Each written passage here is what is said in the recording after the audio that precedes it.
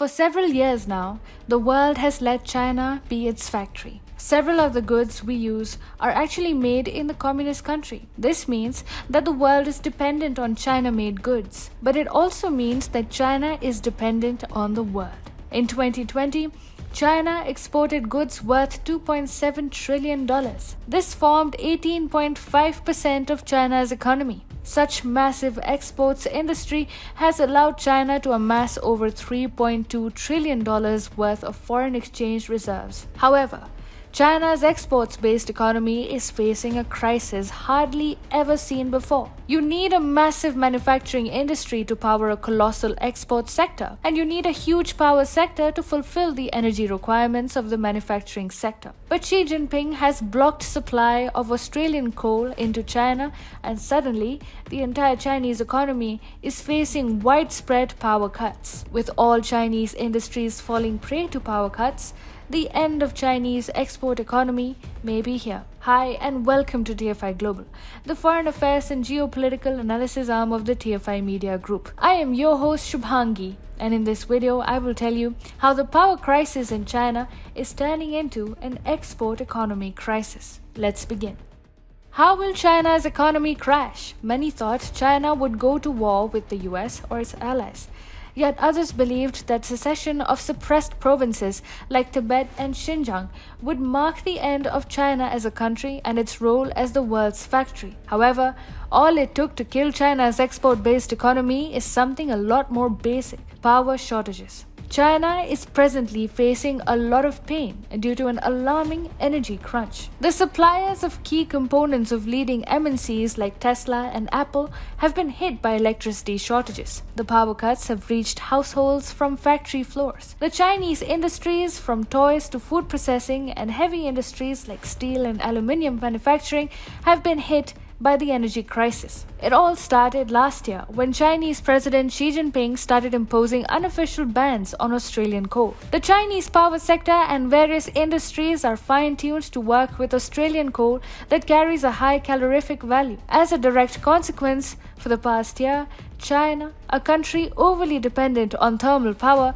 has been facing repeated blackouts. Presently, China is facing high coal prices and surging natural gas prices, due to which even generators have to slow output. Well, China's power crisis is bigger than you would think. At least 20 provinces in China have been hit by some kind of power cuts and outages. These provinces make up over 2/3 of China's gross domestic product. The manufacturing powerhouses of China, Jiangsu, Zhejiang, and Guangdong provinces are the worst hit. Together, they account for 1/3 of the Chinese economy and lead China's colossal exports industry. Strict measures have been announced to cut electricity use in these provinces, and manufacturers have warned that it could lead to lower outputs in the 3 provinces. The power sector crisis in China is so bad that the Guangdong province had to restrict as much as 11% of peak power demand that comes out to around 15 gigawatts of power supply. So,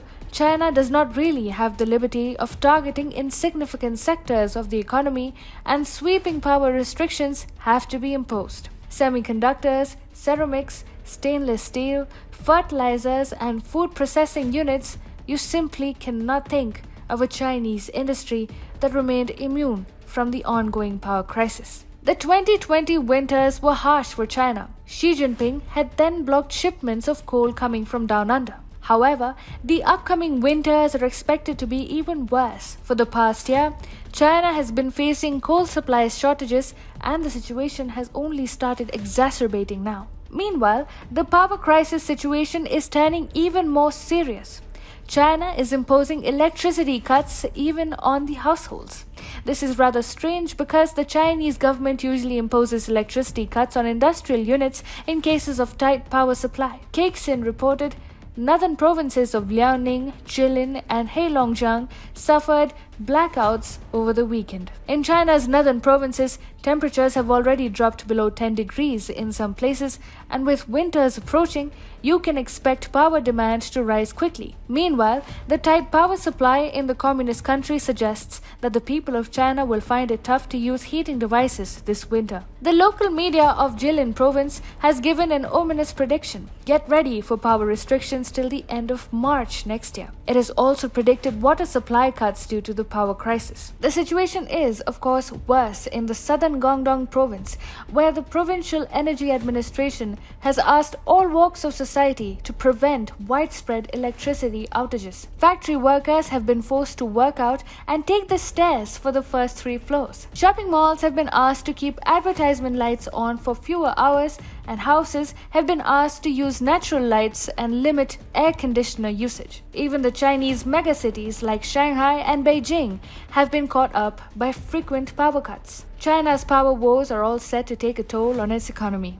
Nomura has cut its GDP growth forecast for China to 7.7% from 8.2%. This only considering the Evergrande situation. There is also a possibility of further cuts in China's GDP growth forecast as the country's power crisis escalates quickly. Meanwhile, the growing coal and natural gas prices are also pushing the general price levels in the Chinese economy.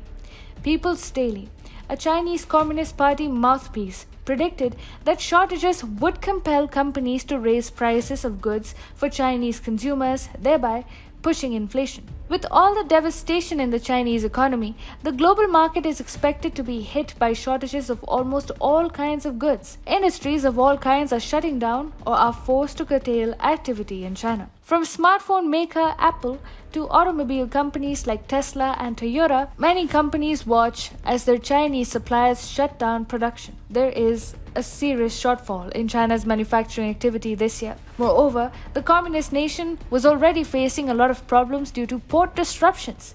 A part of Ningbo port, which is one of the world's busiest ports, remained idle for several weeks last month due to a COVID outbreak.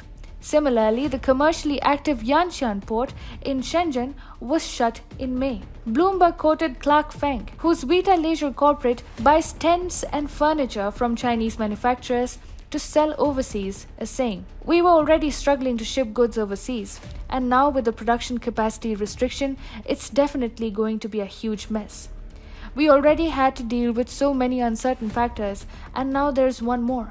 It will be harder to deliver orders, especially for the holiday season." In fact, China's port crisis in May and June that led to a worse than Suez Canal congestion of ships had already hurt the global supply chains. Now, the world will have to look elsewhere as reduced industrial activity in China is simply becoming unsustainable. The bigger problem is that China's port crisis simply did not end. 8 out of 10 of the world's busiest ports are located in China, and they were operating below capacity at least till the end of August. Again, slow shipping activity is pushing global prices and contributing to rising inflation. The Chinese state media claims that the government is ramping up efforts to improve the power supply. However, you cannot really expect things to work out. The fact remains that any effort to improve the power supply will be first devoted towards avoiding blackouts in Chinese homes. The CCP must be worried about social unrest building up in the country that could easily turn into a social revolution against the ruling elite if the power crisis is not resolved. You cannot simply expect China to manage its dipping industrial output even if there is a recovery in the power sector. China's power crisis is a major opportunity for its rivals.